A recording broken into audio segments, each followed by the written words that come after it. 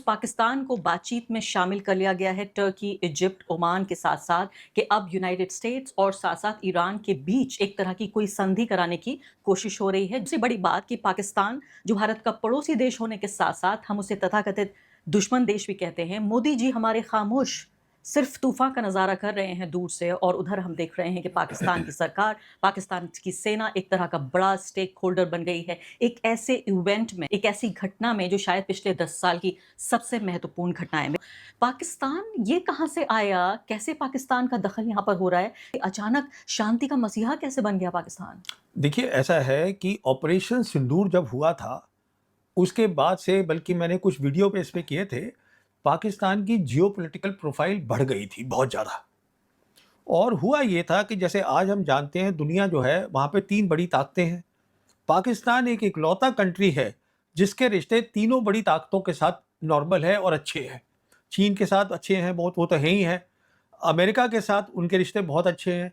आप देखिएगा कि अमेरिका की जो यूएस कांग्रेस रिपोर्ट आई थी लास्ट ईयर नवंबर की, उसमें साफ लिखा था जो 4 दिन की जंग हुई है हिंदुस्तान और पाकिस्तान के बीच में, तो उसमें पाकिस्तान की फ़ौज ने अच्छा काम किया है। देखा मैंने रिपोर्ट वो। और साथ में फिर वो बताते रहे, प्रेसिडेंट ट्रंप भी खुश रहे कि मैंने सीज़ फायर कराया था और उसको क्रेडिट भी दे रहे थे वो। तो वो भी बड़े खुश हैं। उन्होंने भी एक रोल दे दिया था इनको वेस्ट एशिया के अंदर, जहाँ भी जंग चल रही है। अच्छा, रशिया भी उनके साथ क्लोज़ रिलेशंस करना चाहता है। कहने का मतलब ये है कि तीनों बड़ी ताकतें, उनके साथ उनके रिश्ते बहुत अच्छे हैं।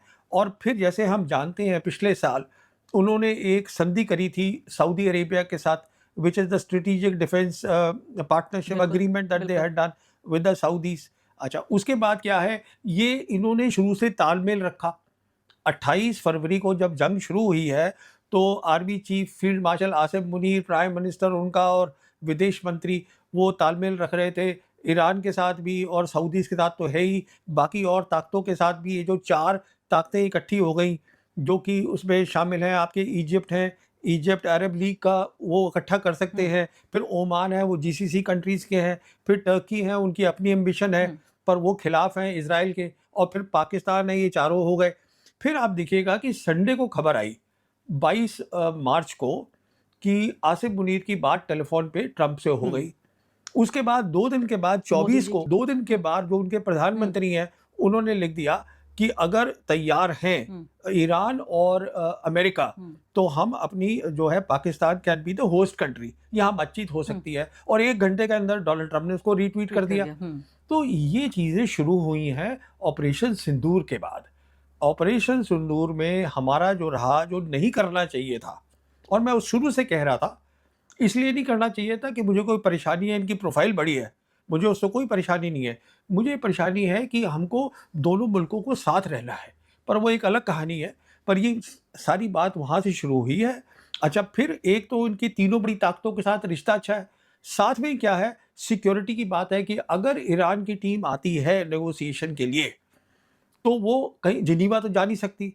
ये लैंड बॉर्डर है, यहाँ से गए अपना पहुँच गए पाकिस्तान। पाकिस्तान और ईरान का एक वो भी मिलता है कनेक्शन, उनका एग्ज़ैक्टली। बॉर्डर भी मिलता है। तो कहने का मतलब ये है कि ये बेस्ट जगह थी दोनों लिहाज से, अगर आप जी हाँ, देखिएगा और तो। मलेशिया के प्रधानमंत्री ने भी बाकायदा उनको कोट ट्वीट करते हुए हाँ। कहा है कि भई हमने उनके प्रधानमंत्री का बयान सुना है और मैं इसको सपोर्ट करता हूँ। हुँ, तो ऐसा लगता है मुझे कि एक तरह से मुस्लिम वर्ल्ड हुँ। पाकिस्तान को बहुत अहमियत दे रहा है कि मलेशिया के प्रधानमंत्री का सपोर्ट करना। तो ये बताइए कि ऑपरेशन सिंदूर से ईरान की जंग का क्या लेना-देना?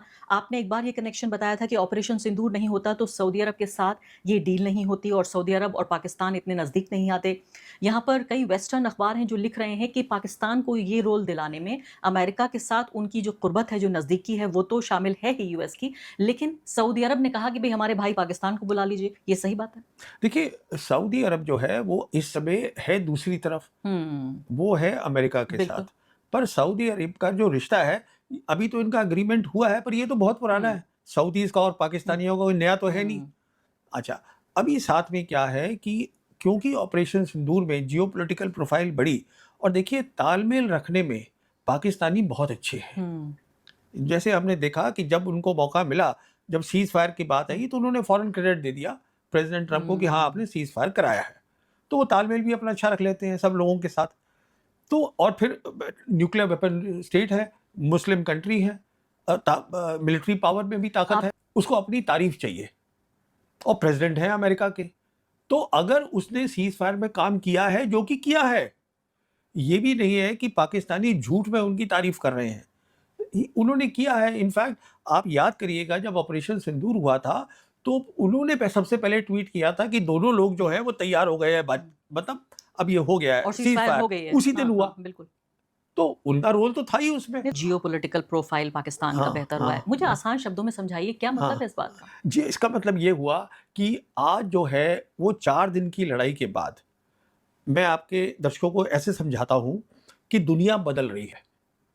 एक ऑर्डर जो था, जो यूनिपोलर वर्ल्ड होती थी, जहाँ अमेरिका सुपर पावर होता था, अमेरिका तय करता था कि कैसे रूल्स बनेंगे, इंस्टीट्यूशंस क्या होंगी, वो उन्होंने तय किया कि ये वर्ल्ड बैंक है, आईएमएफ है, डब्ल्यूटीओ है, यूएन है, ये सब चीज़ें अमेरिका की बनाई हुई हैं।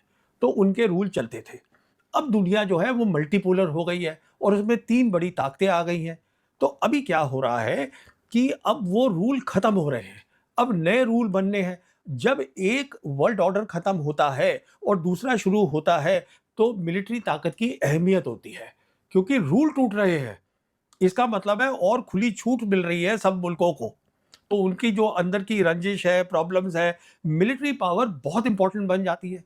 अच्छा, ऑपरेशन सिंदूर के अंदर अमेरिका ने ये तय किया है कि पाकिस्तान ने अच्छा काम किया है, बेहतर किया है इंडिया से। हमारा अपना नैरेटिव है, पर अमेरिका ने ये तय करा है और अमेरिका जो है 3 में से एक बड़ी ताकत भी है। तो ओवरऑल अगर देखा जाए तो ये सिर्फ एक एनालिसिस नहीं है, ये इनडायरेक्टली पाकिस्तान की इम्पोर्टेंस की एक्नॉलेजमेंट है। इंटरेस्टिंग बात ये है कि सवाल भी पाकिस्तान पर उठाया है और सॉल्यूशन भी पाकिस्तान के थ्रू ही ढूंढा जा रहा है।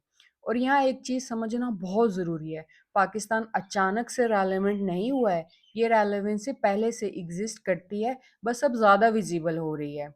इंडियन अक्सर कह रहे होते हैं पाकिस्तान अपने इंटरनल इश्यूज में फंसा हुआ है, और ये बात अपनी जगह ठीक भी है।